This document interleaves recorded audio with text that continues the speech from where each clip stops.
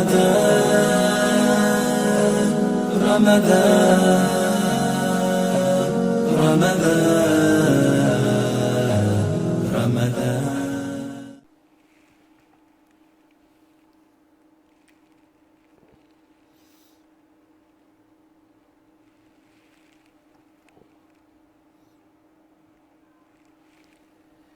بسم اللہ الرحمن الرحیم. الحمد للہ رب العالمین والصلاة والسلام علی سید المرسلین وعلی آلہ وصحبہ اجمعین. آج ہم جو باب پڑھیں گے کتاب الفتن میں وہ ہے باب اذا التقى المسلمان بسیفیہما، جب دو مسلمان اپنی تلواریں لے کر ایک دوسرے سے بھڑ جائیں تو ان کے لیے کیا حکم ہے اور ان کا کیا معاملہ ہوگا. اور اس میں جو حدیث آئی ہے کہ جس میں حماد ایسے شخص کی روایت کرتے ہیں جس کا نام نہیں لیا گیا کہ حسن بصری کہتے ہیں کہ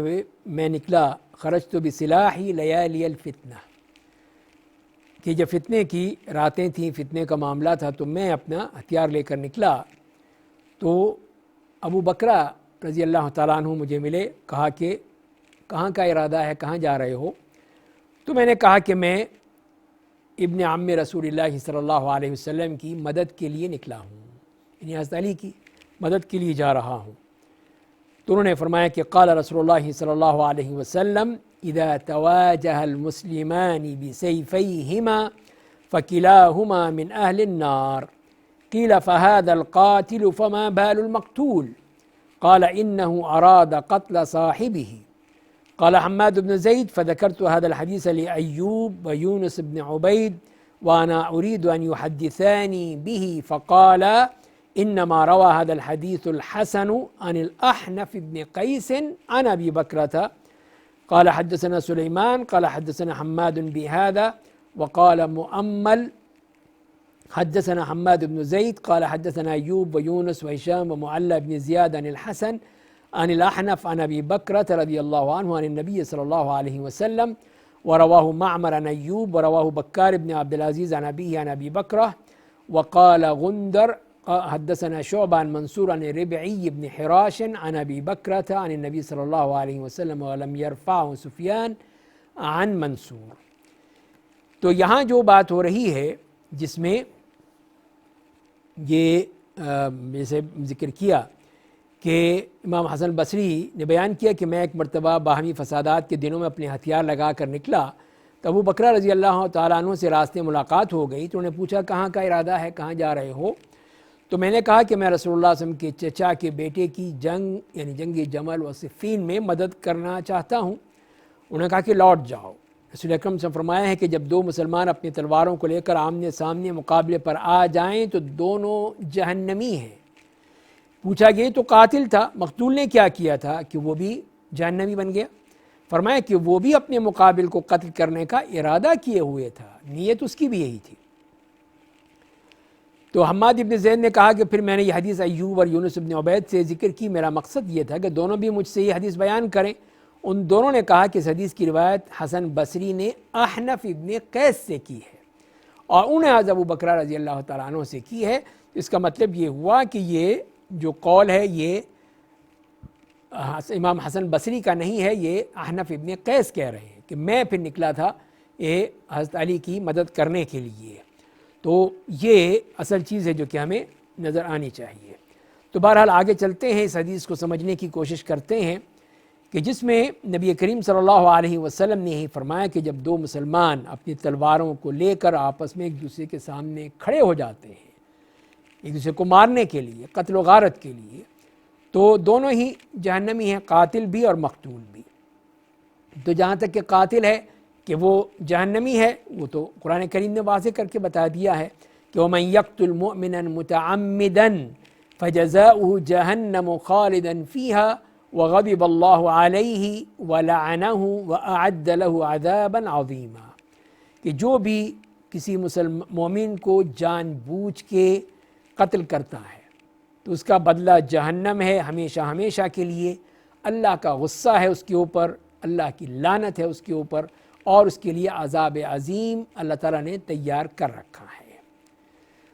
تو یہ تو قاتل کا معاملہ تو واضح ہے کہ جو قرآن نے بتا دیا ہے۔ جہاں تک کہ مقتول کا معاملہ ہے،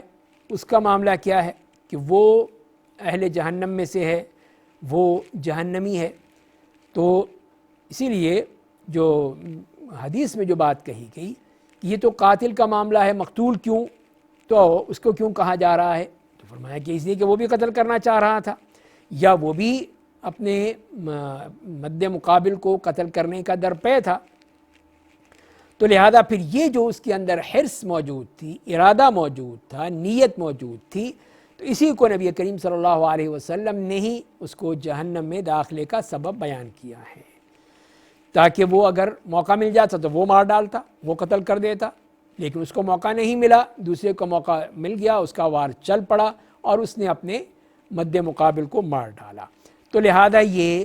نیت جو ہے وہ اور اس اسباب کا اختیار کرنا، یہی اسی بات کی دلیل ہے کہ اس کو وہ شخص جہنمی ہے۔ تو لہذا پھر ہم یہ کہہ سکتے ہیں کہ جو بھی محرم حرام چیز کا فعل کرنے والا، تو ایک تو وہ ہے کہ جس نے نہیں کیا ہے، تو اس کی 3 قسمیں بنتی ہیں کہ 3 قسم کے ایسے لوگ ہیں جو حرام جو نہیں کر سکے۔ پہلے تو ہے کہ اس نے اللہ کے لیے نہیں کیا، یعنی اللہ کے لیے چھوڑ دیا، کہ کوئی بھی حرام کام تھا، صرف قتل و غارت ہی نہیں ہے، کوئی بھی کام ہو سکتا ہے کہ اس نے اس لیے نہیں کیا کہ اللہ تعالیٰ کا خوف اس کے دل میں تھا اور اس نے اس کو چھوڑ دیا، تو اللہ تعالیٰ اس کو پھر ایک مکمل نیکی عطا فرمائیں گے، اس لیے کہ اس کا یہ ترک کرنا جو ہے یہ اخلاص کی دلیل ہے اور وہ نیکی اس پہ مل جائے گی۔ جیسے کہ کوئی شخص جو ہے وہ بدکاری کا ارتکاب کرنے کی ارادہ کرتا ہے، لیکن پھر وہ اللہ کے خوف سے چھوڑ دیتا ہے، ترک کر دیتا ہے، تو یقیناً وہ نیکی کا باعث ہے اور اجر کا باعث ہے، اجر کا مستحق ہے۔ اور اگر اس نے اسباب موجود ہیں، سب کچھ اس کے لیے آسان ہے، وہ بدکاری کر لے، کوئی اس کو پوچھنے والا نہیں ہے، تو وہ تو پھر ان میں سے ہے جن کے قرآن حدیث نے بیان کیا ہے کہ 7 وہ جن کو عرش الہی کا سایہ نصیب ہوگا۔ کہ جیسے آپ نے فرمایا کہ ایک شخص جس کو ایک ایسی منصب والی اور خوبصورت عورت نے دعوت گناہ دی، تو اس نے کہا کہ انی اخاف اللہ، میں اللہ تعالیٰ کا خوف رکھتا ہوں، تو اس نے یہ محرم، یہ حرام عمل اللہ کے لیے چھوڑ دیا۔ تو اسی لیے پھر وہ اس کو فرمایا گیا کہ یہ ان میں سے ہے جو کہ عرش الہی کے سائے میں ہوں گے۔ اور اسی طرح پھر حدیث میں جو آتا ہے کہ جس نے بھی کسی گناہ کا ارادہ کیا اور نہیں کیا، تو اس کے لیے پھر ایک مکمل نیکی لکھ دی جاتی ہے کہ اس نے میری وجہ سے یہ گناہ چھوڑ دیا تھا۔ دوسرا وہ ہے جس نے کسی مجبوری کی بنا پر، کمزوری کی بنا پر نہیں کر سکا، وہ ارادہ تھا اس کا لیکن نہیں کر سکا ہے، تو اس کو پھر اس کے جو کرنے والے کا حکم اس پر بھی ہوگا۔ اس نے پورا چاہا کہ میں یہ کام کر ڈالوں لیکن نہیں کر سکا، تو اسی لیے جو اسے حدیث میں کہا گیا کہ کلاہما فی النار، دونوں ہی جہنمی ہیں۔ تو اسی لیے کہ دوسرا جو مقتول ہے اس نے بھی چاہا تھا کہ اپنے مد مقابل کو قتل کر دوں، مار دوں، لیکن نہیں کر سکا، تو اس لیے کہ اس نے سارے اسباب اس کے نظر آتے ہیں، اس کے ہاتھ میں بھی تلوار ہے، وہ بھی اس سے لڑ رہا ہے، وہ بھی اس سے پوری طرح نبرد آزما ہے، لیکن وہ کامیاب نہیں ہو سکا۔ تیسرا وہ شخص ہے کہ جس نے کوئی بھی حرام کام چھوڑ دیا جو کہ اس کے ذہن میں ہی نہیں آیا تھا، ذہن میں کوئی تصور ہی نہیں تھا، تو لیکن موقع وہ تھا لیکن اس نے نہیں کیا، اس لیے کہ اس کے ذہن میں نہیں آیا کہ مجھے کچھ کرنا چاہیے یا یہاں پر یہ معاملہ ہونا چاہیے۔ تو لہذا پھر یہ وہ شخص ہے کہ جس کو نہ کوئی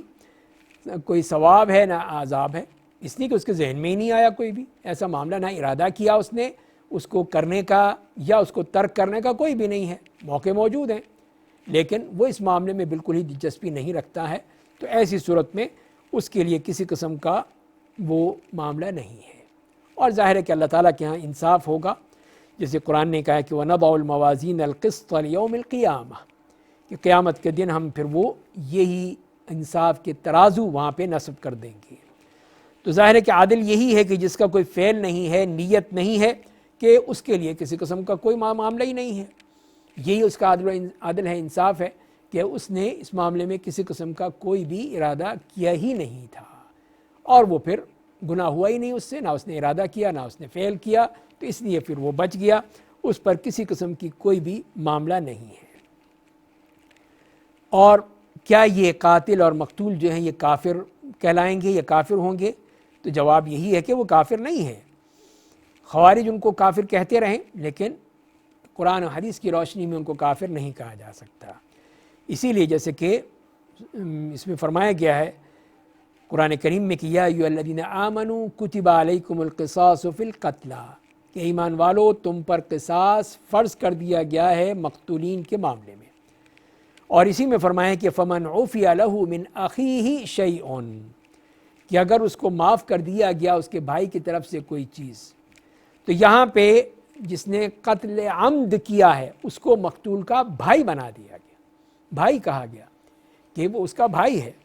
تو لہذا پھر یہ کیسے وہ اس کو ہم کافر کہہ سکتے ہیں؟ وہ کافر نہیں ہے۔ اور بعض لوگوں نے صرف یہ کہا کہ اگر یہ حرم کی حدود میں ہو، حرم کی حدود میں اگر یہ کوئی بات ہے تو وہ چیز جو ہے پھر وہ بہت ہی خطرناک ہے، اس لیے کہ اس میں منع کیا گیا ہے۔ تو جیسے قرآن نے کہا وَمَن يُرِدْ فِيهِ بِإِلْحَادٍ بِظُلْمٍ نُذِقْهُ مِنْ عَذَابٍ أَلِيمٍ، کہ جو بھی اس میں کوئی بھی الحاد ظلم کے ساتھ کرنا چاہے گا، کوئی یعنی غلط کام، انحراف، تو ہم اس کو عذاب علیم دردناک عذاب کا مزہ چکھائیں گے۔ تو یہ ہے اس میں معاملہ اس حالت میں بھی۔ لیکن بہرحال اصل چیز کیا ہے؟ وہ یہی ہے کہ جو بھی فتنہ چاہتا ہے، ظلم چاہتا ہے، وہ وہاں پر بھی مجرم ہے جو حرم سے باہر ہو، حرم کی حدود میں بھی ہے۔ فرق صرف یہی ہے کہ یہاں پہ اس کا عذاب اور اس کے اوپر جو سزا ہے وہ بہت سخت ہے، اس لیے کہ ایک حرم کی حدود ہے، تو اس میں وہاں پر یہ حرکت کرنا، وہاں پہ قتل و غارت کرنا، یہ بہت بڑا جرم ہے، بہت بڑی ایک مسئلہ ہے، تو لہذا یہاں پہ اس کا گناہ زیادہ ہے۔ تو یہ اس لحاظ سے ہم اس کو کہہ سکتے ہیں کہ یہاں پر اس کو کیا۔ اس حدیث سے جو بات معلوم ہوئی ہے کہ اس طرح اگر ایک مسلمان اپنے مسلمان بھائی کے پر ہتھیار تان لیتا ہے، دونوں ایک دوسرے کو مارنے کے لیے تیار ہو جاتے ہیں، تو یہ بہت بڑا فتنہ ہے، اور اس فتنے کو فوراً رکنا چاہیے، ان کو خوف رکھنا چاہیے کہ اپنے مسلمان بھائی کو نہ مارے۔ اور دوسرے مسلمانوں کا فرض ہے، جیسے قرآن نے کہا ہے کہ انما المؤمنون اخوۃ فاصلحوا بین اخویکم، کہ مومن جو ہیں آپس میں بھائی بھائی ہیں، تو اپنے مسلمان بھائیوں میں اصلاح کرو۔ تو اسی لیے اگر مسلمان دیکھتے ہیں کہ دو مسلمان بھائی لڑ رہے ہیں، چاہے وہ دو اکیلے ہوں یا دو جماعتیں ہوں، دو قبیلے ہوں، دو خاندان ہوں، اب وہ آپس میں دست و گریباں ہیں، ایک دوسرے کو قتل کرنے کے درپے ہیں، جیسے ہمارے ہاں ہوتا ہے کہ اس طرح کی لڑائیاں، جھگڑے، قتل و غارت جو ہیں وہ نسل در نسل چلتے ہیں اور ختم نہیں ہوتے۔ تو اسی لیے پھر ان کو کس طرح ختم کیا جا سکتا ہے؟ وہ اسی طرح سے کہ یہ بتایا جائے کہ دونوں ہی جہنم میں آئیں گے، چاہے کوئی بھی ظالم ہے یا مظلوم ہے، قاتل اور مقتول دونوں ہی ایک دوسرے کے نبرد آزما ہیں، کہ اس کا موقع ملے تو وہ مار ڈالے گا، اس کا موقع ملے تو یہ مار ڈالے گا۔ تو یہ تو ظاہر ہے بہت ہی خطرناک علامت ہے، اسی لیے اس کو جہنم کا ایندھن بننے کا حکم بتایا نبی کریم صلی اللہ علیہ وسلم نے۔ تو یہ بھی ایک فتنہ کہ آپس میں مسلمان لڑیں، اور دوسری بات یہ ہے کہ دوسرے مسلمان تماشا دیکھیں یا ان کو نہ روکیں، یہ اور بڑا جرم ہے، وہ بھی اللہ کے ہاں پکڑے جائیں گے کہ انہوں نے کیوں نہیں اس کو روکا ہے۔ اس کے بعد اگلی حدیث میں آتے ہیں، باب کیف الامر اذا لم تکن جماعہ،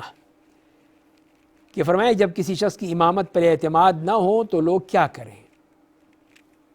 تو یہ حدیث جو اس میں لائے ہیں حضرت حذیفہ ابن الیمان رضی اللہ تعالیٰ عنہ کی، وہ یہ کہتے ہیں کہ کان الناس یسألون رسول اللہ صلی اللہ عن الخیر وکنت اسألہ عن الشر مخافۃ ان یدرکنی فقلت یا رسول اللہ انا كنا فی جاہلیۃ وشر فجاءنا اللہ بهذا الخیر فهل بعد هذا الخیر من شر قال نعم قلت وهل بعد ذلك الشر من خیر قال نعم وفيه دخن قلت وما دخنه قال قوم يهدون بغير هدي تعرف منهم وتنكر قلت فهل بعد ذلك الخير من شر قال نعم دعاة على أبواب جهنم من أجابهم إليها قذفوه فيها قلت يا رسول الله صفهم لنا قال هم من جلدتنا ويتكلمون بألسنتنا قلت فما تأمرني إن أدركني ذلك قال تلزم جماعة المسلمين وإمامهم قلت فإن لم يكن لهم جماعة ولا إمام قال فاعتزل تلك الفرق كلها ولو أن تعض بأصل شجرة حتى يدركك الموت وأنت على ذلك. تو یہ وہ حدیث ہے جس کا ترجمہ یہ ہے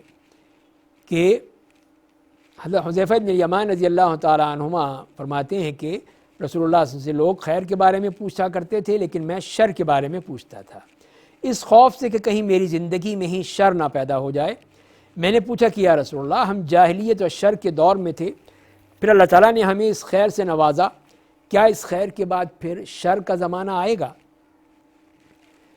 تو نبی کریم صلی اللہ علیہ وسلم نے فرمایا کہ ہاں. میں نے پوچھا کیا اس شر کے بعد پھر خیر کا زمانہ آئے گا؟ تو نبی کریم صلی اللہ علیہ وسلم نے فرمایا کہ ہاں، لیکن اس خیر میں کمزوری ہوگی، کچھ ملاوٹ ہوگی، کچھ کمی ہوگی. میں نے پوچھا کہ وہ کمزوری کیا ہوگی؟ فرمایا کہ کچھ لوگ ہوں گے جو میرے طریقے کے خلاف چلیں گے، ان کی بعض باتیں اچھی ہوں گی لیکن بعض میں تم برائی دیکھو گے. میں نے پوچھا پھر دور خیر کے بعد دور شر پھر آئے گا؟ تو فرمایا کہ ہاں، جہنم کی طرف بلانے والے دوزخ کے دروازوں پر کھڑے ہوں گے، جو ان کی بات مان لے گا وہ اس میں انہیں پھینک دیں گے. میں نے کہا یا رسول اللہ ان کی کچھ صفت بتا دیجئے. فرمایا کہ وہ ہمارے ہی جیسے ہوں گے اور ہماری ہی زبان بولیں گے. میں نے پوچھا اگر میں نے وہ زمانہ پایا تو آپ مجھے ان کے بارے میں کیا حکم دیتے ہیں، مجھے کیا کرنا چاہیے؟ فرمایا کہ مسلمانوں کی جماعت اور ان کے امام کے ساتھ رہنا. میں نے کہا اگر مسلمانوں کی جماعت نہ ہو اور نہ ان کا کوئی امام ہو؟ فرمایا کہ پھر ان تمام لوگوں سے الگ ہو کر خاتم جنگل میں جا کر درختوں کی جڑیں چبانی پڑیں یہاں تک کہ اسی حالت میں تمہیں موت آ جائے. تو یہ بہت ہی اہم بات ہے، بہت ہی اہم حدیث ہے جو کہ ہمیں بیان کی ہے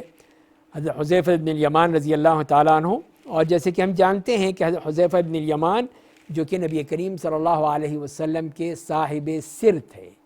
رازدان رسول کہا جاتا ہے ان کو، اور ان کو نبی کریم صلی اللہ علیہ وسلم نے منافقین کے بارے میں بتایا تھا، یہاں تک کہ حضرت عمر رضی اللہ تعالیٰ ان سے کہتے تھے کہ کہیں میرا نام تو نہیں ہے اس لسٹ میں.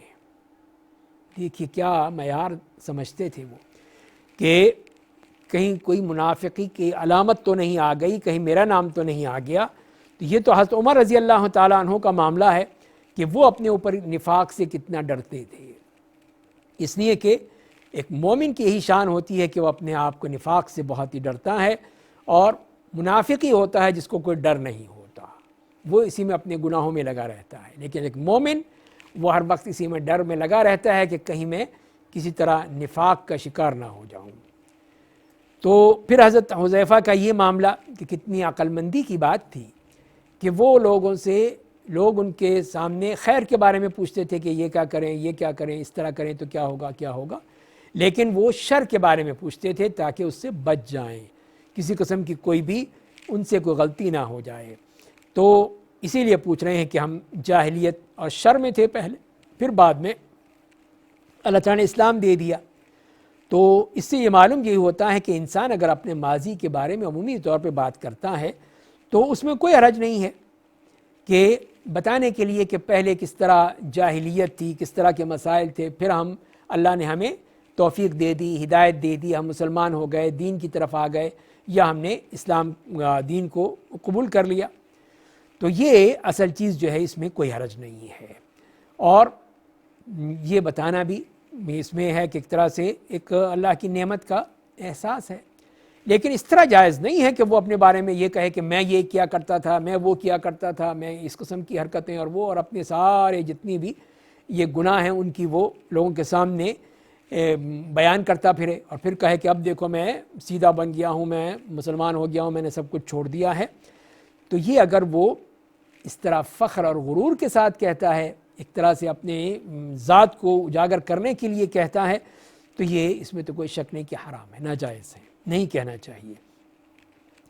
لیکن اگر صرف یہ ہے کہ انسان اس کے نعمت بیان کرنے کے لیے کہ اللہ کی نعمت مجھ پر کتنی ہوئی ہے، کہ اللہ نے، میں کتنے غلط کاموں میں پڑا ہوا تھا، اللہ نے مجھے ہدایت دے دی اور میں دین کی طرف آ گیا، تو اس میں کوئی حرج نہیں ہے، تو پھر آدمی کہہ سکتا ہے. لیکن جہاں عجب ہوگا، غرور ہوگا، فخر ہوگا، وہ غلط ہوگا۔ تو اللہ تعالیٰ نے بھی نبی کریم صلی اللہ علیہ وسلم کو جو فرمایا سورہ الضحیٰ میں، الم یجدک یتیما فآوی ووجدک ضالا فہدی ووجدک عائلا فاغنی فاما الیتیم فلا تقہر واما السائل فلا تنہر واما بنعمت ربک فحدث، کہ جو بھی اللہ تعالیٰ نے نعمت دی ہے اس کو بیان کیجیے۔ تو اس طرح نعمت کو بیان کرنے میں کوئی حرج نہیں ہے، لیکن صرف اسی لیے کہ تحدیث نعمت کے طور پر بیان کرنا یہ جائز ہے۔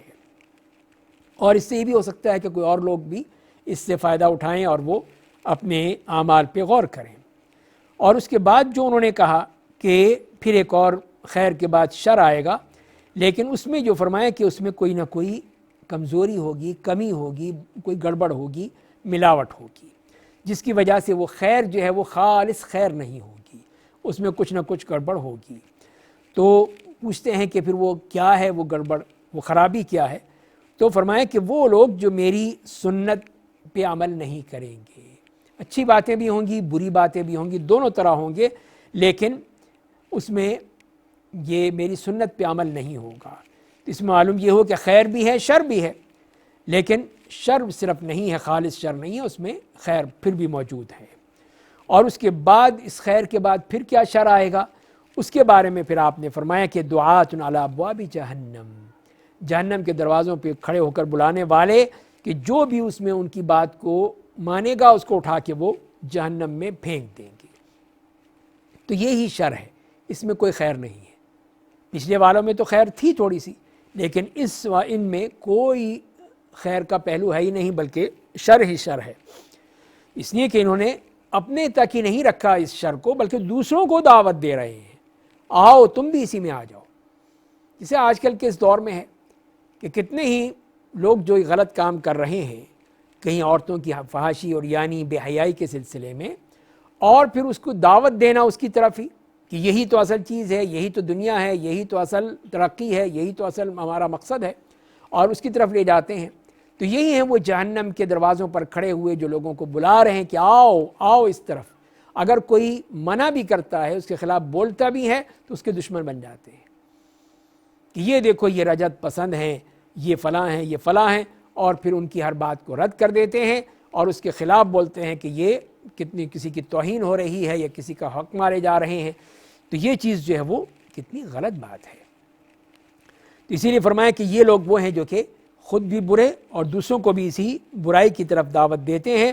جیسے کہ قرآن نے کہا ان لوگوں کے لیے کہ وَجَعَلْنَاهُمْ أَئِمَّةً يَدْعُونَ إِلَى النَّارِ وَيَوْمَ الْقِيَامَةِ لَا يُنصَرُونَ، کہ ان کو بنا دیا ہم نے امام جو جہنم کی طرف بلا رہے ہیں لوگوں کو، اور قیامت کے دن ان کی کوئی مدد نہیں کی جائے گی، کسی قسم کا ان کو کوئی بھی مدد والا نہیں ملے گا۔ تو یہ ہیں وہ جو کہ یہی کہتے ہیں کہ آؤ آؤ اس طرف آؤ، یہ ہے تمہارا اصل مقام، یہ ہے تمہاری جگہ، اور پھر وہ لوگ جہنم میں چلتے چلے جائیں گے اور جو بھی ملے گا اس کو اس میں پھینک دیں گے۔ تو یہ انتہائی خطرناک معاملہ ہے کہ جو اس قسم کے جو فتنہ پیدا کرنے والے یہ ہیں لوگ، جو فتنہ پیدا کرنے والے ہیں، کہ اپنے اسی فتنے کے ذریعے سے وہ لوگوں کو ورغلاتے ہیں، بہکاتے ہیں، اور پھر ان کو جہنم میں پھینک دیتے ہیں۔ تو اس لیے اس میں جو کہ ہم دیکھتے ہیں کہ اس قسم کے فتنے، ایک تو وہ ہے جو فتنہ شہوات ہے کہ بے حیائی کا اور یعنی کا، فحاشی کا اور جنس کی طرف بلانے کا، یہ وہ شہوات کے فتنے ہیں۔ جیسے کہ ہم دیکھتے ہی ہیں ہر معاملے میں، ابھی مارچ میں بھی جو عورت مارچ کا سلسلہ شروع ہوا تھا اور جو اس پہ جنہوں نے طوفان بدتمیزی مچایا تھا، تو یہ ایک وہ فتنہ ہے۔ دوسرا فتنہ جو ہے شبہات کا فتنہ ہے، کہ جس میں طرح طرح کے شبہے پیدا کیے جاتے ہیں دین کے نام پر، اور کہیں سنت کے حوالے سے، کہیں کسی حوالے سے، چاہے جھوٹی روایتیں ہوں، جھوٹی حدیثیں ہوں، ان کے حوالے سے پھر وہ لوگوں کو مختلف خیالات میں ڈال دیا جاتا ہے، مختلف قسم کے ان پہ فتنے، ان کے شبہات پیدا کر دیے جاتے ہیں۔ تو یہ ہے، تو اسی لیے پھر یہ جو بدعات پیدا ہوئیں وہ اسی لحاظ سے ہی پیدا ہوئیں کہ جہاں پہ صحیح احادیث کو چھوڑ کر ضعیف اور جھوٹی احادیث جب لے لی گئی تو ان کی طرف لے گئے، تو کہیں یہ اس قسم کے ملحد لوگ ہیں، کافر ہیں، مشرک ہیں، منافق ہیں، جو کہ اپنے اپنے اسی عمل کی طرف لوگوں کو دعوت دیتے ہیں۔ اور پھر جب حضرت حذیفہ نے کہا کہ ہمیں بتائیے، ان کی علامات بتا دیجئے، تو کہا وہ ہم میں سے ہی ہوں گے، ہماری ہی زبانیں بولیں گے۔ تو چاہے وہ اس زبان کے معاملے میں عربی زبان بولنے والے ہوں، یا آج کل کے اس دور میں ہم مسلمانوں ہی کے حصے میں ہوں، ہمارے مسلمانوں ہی کے دائرے میں ہوں، اور پھر وہ اس قسم کی بات کریں، تو ظاہر ہے کہ یہ پھر بہت ہی خطرناک ہو جاتا ہے۔ باہر سے کوئی آپ کو کوئی بات کہے تو آپ تو پھر بھی سوچیں گے کہ یہ پتہ نہیں میرے کام کی بات ہے یا نہیں ہے، میرے حق میں ہے یا نہیں ہے۔ لیکن آپ کے ہی ایک بندہ آپ کے ہی گھر میں سے اور آپ کے ہی زبان میں بات کر رہا ہے، اور پھر وہ اس طرح کی فتنے کی بات کرتا ہے، تو یہ انتہائی خطرناک ہو جاتا ہے۔ تو آج بھی ہم دیکھتے ہیں کہ اس قسم کے فتنہ پرداز لوگ جو کہیں قرآن کریم کو سہارا لے کر باتیں کرتے ہیں کہ صرف قرآن ہی کافی ہے، حدیث اور سنت کی کوئی ضرورت نہیں ہے، سب بیکار باتیں ہیں، اور کہیں وہ حدیثوں میں بھی وہ طرح طرح کی اپنی منمانی تعویلات کرتے ہیں اور اس کے ذریعے سے لوگوں کو بھٹکاتے ہیں۔ تو یہی تو وہ لوگ ہیں جو کہ ہم میں سے ہیں اور ہماری ہی زبان بول رہے ہیں، اور پھر ہم میں ہی سے کتنے ہی نوجوانوں کو، بچوں کو، خواتین کو اپنی طرف جو ہے وہ بہکا لیے جاتے ہیں اور لے چلے جاتے ہیں کہ یہ بالکل صحیح کہہ رہے ہیں۔ تو یہ انتہائی خطرناک ہے جو کہ اس میں بتایا گیا ہے۔ اللہ تعالیٰ ان سے ہمیں محفوظ رکھے۔ اس کے بعد فرماتے ہیں کہ حضرت حذیفہ پوچھتے ہیں کہ اگر ایسا ہو جائے تو پھر میں کیا کروں، کہاں جاؤں، کس طرح اپنے آپ کو بچاؤں؟ تو کہا کہ تلزم جماعت المسلمین، مسلمانوں کی اگر کوئی جماعت ہے، مسلمانوں کا امیر المؤمنین ہے، ان کا کوئی گروہ ہے، تو ان کے ساتھ رہو پھر، اس لیے کہ یہی اصل معاملہ ہے۔ نبی کریم صلی اللہ علیہ وسلم نے بھی یہی کہا ہے کہ ائمہ کرام کا ساتھ دو۔ جو ائمہ مراد یہاں پہ جو اگر اس قسم کے حکمران ہیں جو کہ اللہ اور اس کے رسول کے احکام کے مطابق چلنے والے ہیں، تو ان کے ساتھ رہو، وہاں پہ کوئی تفرقہ مت کرو، وہاں پہ کوئی خروج مت کرو، بغاوت مت کرو، اختلاف مت کرو، بلکہ ان کے ساتھ چلتے رہو۔ تو یہ ظاہر ہے کہ وہ ہوا ہے۔ اب یہ امت جو ہے تقسیم ہو گئی، کتنے ہی ملک سے ملک بن گئے، کہاں پہلے ایک خلافت تھی، اب یہ ہیں اس میں طرح طرح کے، کہیں کوئی امارات ہیں، کہیں چھوٹے ملک ہیں، بڑے ملک ہیں، جزیرے ہیں، طرح طرح کے ہیں، لیکن سب وہ مسلمان ہی کہلاتے ہیں۔ تو اس میں بھی وہ انتشار کی کیفیت پیدا ہو گئی ہے۔ کوئی ان میں سے امن و امان سے رہتا ہے، کہیں کوئی دوسروں کے ساتھ لڑائی جھگڑا فساد قتل و غارت کی کوشش کرتا رہتا ہے۔ تو ایسی صورت میں بھی پھر ظاہر ہے کہ کہاں جائے گا انسان، الا یہ کہ وہاں پہ اتنا ہو کم از کم امن و سکون سے رہ سکے۔ اور اسی لیے فرماتے ہیں کہ اگر کوئی نہ جماعت ہے نہ امام ہے تو پھر میں کیا کروں۔ دیکھیے حضرت حذیفہ کی بصیرت کہ انہوں نے یہ بات بھی کہہ دی، بتا دی، جو کہ ہم جس میں خود بھی ملوث ہیں۔ تو انہوں نے کہا کہ ان تمام، اس کا مطلب یہ ہے کہ فرقے ہی فرقے ہیں، ان کے گروپ ہی گروپ بنے ہوئے ہیں، اور مختلف قسم کے دھڑے بنے ہوئے ہیں، دھڑوں میں تقسیم ہو گئی ہے امت، تو پھر سب کو چھوڑ دو۔ اس کا مطلب جماعت بھی نہیں، امام بھی نہیں، کچھ بھی نہیں، تو مطلب ہے کہ سب دھڑے بندیاں ہیں، تو لہذا ان سب کو چھوڑ دو، اور تمہیں اگر کہیں جنگل میں جا کے درختوں کی جڑیں چبانی پڑیں تو وہ چباتے رہو، اور وہیں پہ موت آ جائے تمہیں، ان سب کو تم چھوڑ دو۔ تو لہذا یہی اسی بات کی طرح بتا دیا کہ اس طرح یہ فتنوں سے بچنے کا یہی طریقہ ہے کہ آپس میں لڑنے جھگڑنے قتل و غارت کرنے، اور جیسے ابھی ہم نے دیکھا کہ اس میں کسی قسم کا کوئی بھی اس طرح کا عمل کرنا کہ اس میں جا کر شرکت کرنا یا اس کی طرف توجہ کرنا، دلچسپی دکھانا، پوچھنا، سوالات کرنا، اس کے بارے میں تحقیق کرتے رہنا، یہ چیزیں انتہائی خطرناک ہو جاتی ہیں پھر، کہ لوگ یہ سمجھتے ہیں کہ یہ بھی دلچسپی رکھتا ہے، اور پھر وہ بھی اس کو پھر کھینچ لیتے ہیں کہ چلو آؤ پھر تم بھی ہمارے ساتھ آ جاؤ، اور پھر وہ ہمارے ہی دھڑے میں شریک ہو جاؤ، اور اس طرح یہ چیز جو ہے یہ فتنہ بڑھتا چلا جاتا ہے۔ اس طرح اس حدیث میں حضرت حذیفہ بن الیمان رضی اللہ تعالیٰ عنہ نے کتنے اچھے انداز میں نبی کریم صلی اللہ علیہ وسلم سے پوچھ کے ہمیں وہ تصور دے دیا کہ اگر ایسے حالات ہو جائیں جہاں پہ کوئی بھی نہ جماعت ہے نہ امام ہے، بلکہ صرف دڑے بندیاں ہیں، فرقہ بندیاں ہیں، گروپس بنے ہوئے ہیں، ایک دوسرے کے دشمن ہیں، ایک دوسرے کے مخالف ہیں، ایک دوسرے کو مارنے اور قتل کرنے کے درپے ہیں، تو پھر ہمیں کیا کرنا چاہیے، وہ اس میں حل بتا دیا گیا ہے۔ اللہ تعالی ہمیں سمجھنے اور عمل کرنے کی توفیق عطا فرمائے۔ وآخر دعوانا ان الحمد للہ رب العالمین۔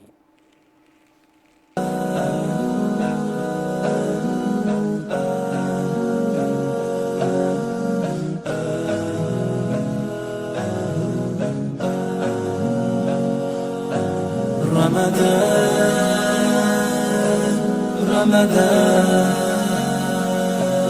رمضان